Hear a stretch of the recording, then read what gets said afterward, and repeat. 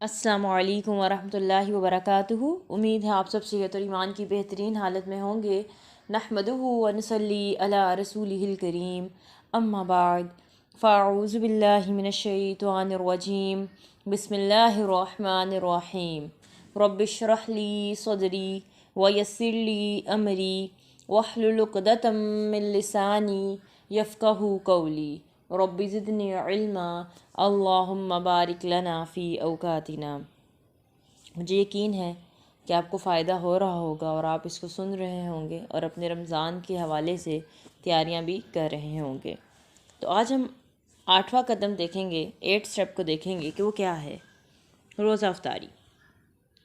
تو اس ماہ مبارک میں کثرت سے نیکیاں سمیٹنے کے لیے ایک طریقہ یہ بھی ہے کہ آپ لوگوں کو افطاری کروائیں، غربا کو، مساکین کو کھانا کھلائیں۔ اور آپ یہ بات یاد رکھیں کہ کھانے سے مراد یہ نہیں ہوتا کہ آپ کوئی بہت سٹینڈرڈ کھانا کھلائیں۔ آپ جو خود کھاتے ہیں وہ دال روٹی بھی ہو سکتی ہے، کھجور، کچھ بھی اچھا سا کھانا، صاف ستھرا کھانا ہونا چاہیے، جو کہ آپ اپنے لیے پسند کرتے ہیں، جو اپنے لیے بناتے ہیں وہی آپ دوسرے کو کھلائیں۔ ٹھیک ہے، وہ جتنا آپ کی کیپیسٹی ہے، جتنی اللہ نے آپ کو استطاعت اور توفیق دی ہے اس کے مطابق آپ کھلائیں، کیونکہ اصل چیز تو نیت ہے نا۔ اگر آپ نیت سے کسی کو دال بھی کھلا رہے ہیں تو وہ آپ کے لیے بہت بڑا اجر ہے، اور اگر آپ بغیر نیت کی کسی کو کھجور بھی گوشت بھی کھلا رہے ہیں اور آپ کا دل بھی جو ہے وہ نہیں چاہ رہا اور آپ تنگ بھی ہیں، آپ کا موڈ بھی نہیں صحیح، آپ اس اگلے کو فیل بھی کروا رہے ہیں، ڈیگریڈ بھی کر رہے ہیں، تو وہ گوشت پہ کسی کام کا نہیں۔ مگر آپ خوش دلی سے ایک دال بھی کھلا رہے ہیں، آپ خوش دلی سے ایک کھجور بھی دے رہے ہیں، تو اس کے لیے بہت اجر ہے اور ثواب ہے، کیونکہ اللہ تو آپ کی نیتوں کو دیکھتے ہیں۔ تو آپ صلی اللہ علیہ وسلم نے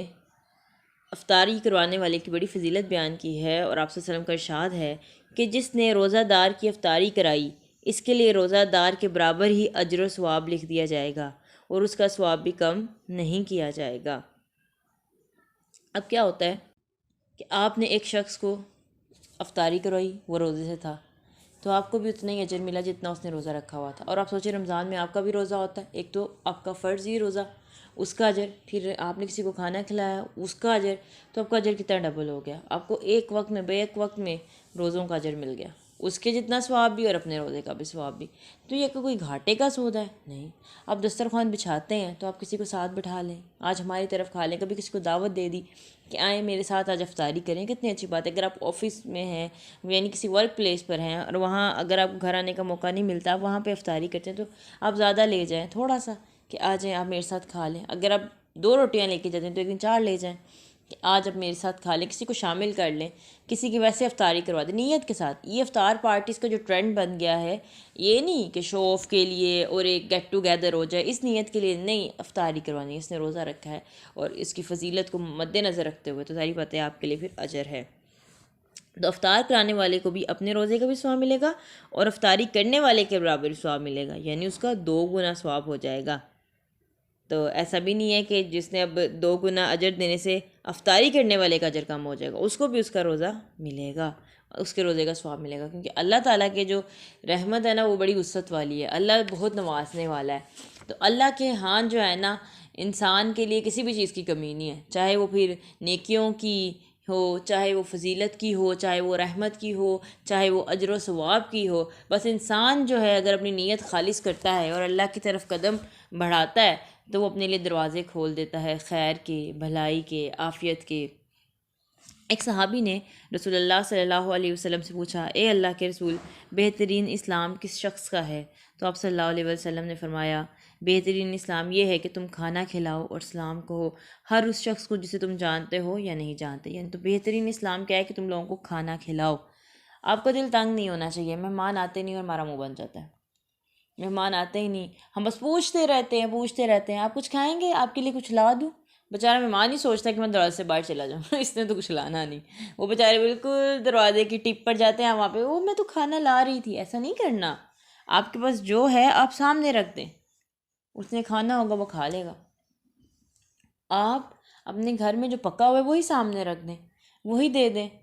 یہ آپ کی نیت ہے۔ آپ لوگوں کو چھوڑ دیں، لوگوں کو یہ شکوہ ہوتا ہے کہ لوگ باتیں کریں گے کہ وہ کیا سمجھیں گے، آپ اپنی نیت کے ساتھ کام کریں۔ آپ اگر چائے بنا کے دے سکتے ہیں آپ چائے بنا کے دیں، آپ پانی پلا سکتے ہیں آپ پانی پلائیں، مطلب کہ کوئی بھی شربت، کوئی بھی کولڈ ڈرنک، یہ آپ پر ہے کہ آپ اپنے گھر میں کیا دیتے ہیں۔ اگر آپ کھانے کا ٹائم ہے آپ کھانا دے دیں جو آپ کا بنا ہوا ہے، کچھ میٹھا بنا ہوا ہے، کچھ بھی آپ رکھ دیں، مگر آپ نے مہمان نوازی کرنی ہے عام روٹین میں بھی، ایسے نہیں کسی کو آپ افطار کے بعد سوچیں کوئی آئے۔ ابراہیم علیہ السلام بہت مہمان نواز تھے، اور آپ کو پتہ ہے کہ جب فرشتے آئے، جب انہوں نے فرشتوں نے ابراہیم علیہ السلام کو خوشخبری دینی تھی اور قوم لوط پر عذاب آنا تھا، تو ابراہیم علیہ السلام نے کیسے ان کے آگے گوشت رکھ دیا تھا، اور وہ حیران ہوئے کہ جب انہوں نے ہاتھ آگے نہیں بڑھایا، حالانکہ فرشتوں کو جانتے نہیں تھے، پہلی دفعہ انہوں نے مطلب کہ وہ فرشتے جو تھے انسانی شکل میں آئے تھے، تو انہیں پتہ بھی نہیں تھا یہ فرشتے ہیں، اور ان لوگوں کو وہ جانتے بھی نہیں تھے، مگر پھر بھی انہوں نے مہمان نوازی کی، وہ تو فرشتوں نے بعد میں بتایا کہ ہم فرشتے ہیں،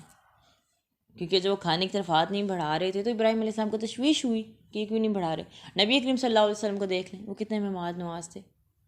کہ جو بھی چیز کھانے پینے کی آتی تھی بانٹتے تھے، صحابہ کو بانٹتے تھے،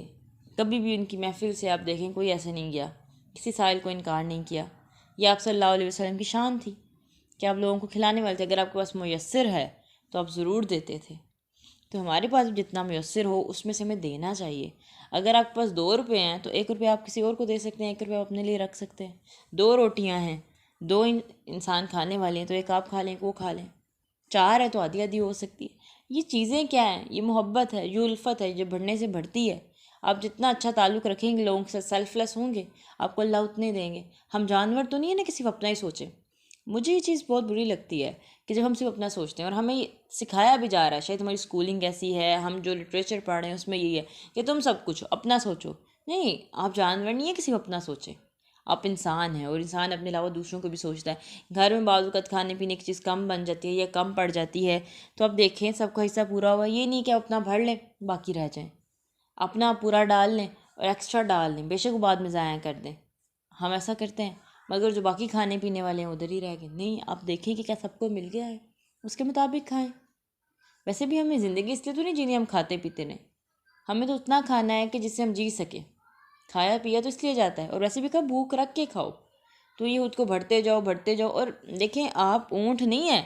کہ عموماً آپ سحری کے ٹائم اتنا پانی اپنے اندر بھر لیتے ہیں کہ آپ سے چلنا پھرنا مشکل ہو جاتا ہے، افطاری کے بعد اتنا پانی بھر لیتے ہیں کہ آپ سے چلنا پھرنا مشکل ہو جاتا ہے، پھر آپ کو نیند آنا شروع ہو جاتی ہے، عبادت آپ کی جو ہے وہ خلل پڑ جاتی ہے، مغرب اور تراویح اور عشاء آپ کے لیے مشکل ہو جاتی ہے، پھر آپ کو نیند چڑھ جاتی ہے، غنودگی آ جاتی ہے۔ تو اپنے کھانے پینے میں اعتدال رکھیے، رمضان کھانے کا مہینہ نہیں ہے، تو ہمیں بھی اسلام کے بہترین وصف کو اپنانے کی کوشش کرنی چاہیے، اور جتنی ہماری استطاعت ہے اس کے مطابق لوگوں کی افطاری کے لیے خرچ کرنا چاہیے۔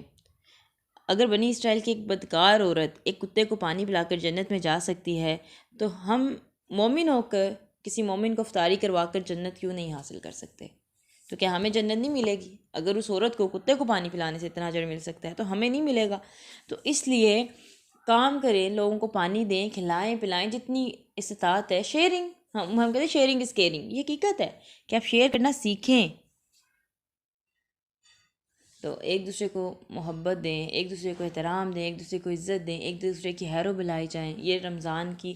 جو ہے ہم سب کو سکھانے کے لیے ہے، رمضان ہمیں یہ سب سکھاتا ہے، اگر ہم سیکھنا چاہیں تو۔ اللہ تعالیٰ ہم پہ احسان کریں۔ السلام علیکم ورحمۃ اللہ وبرکاتہ۔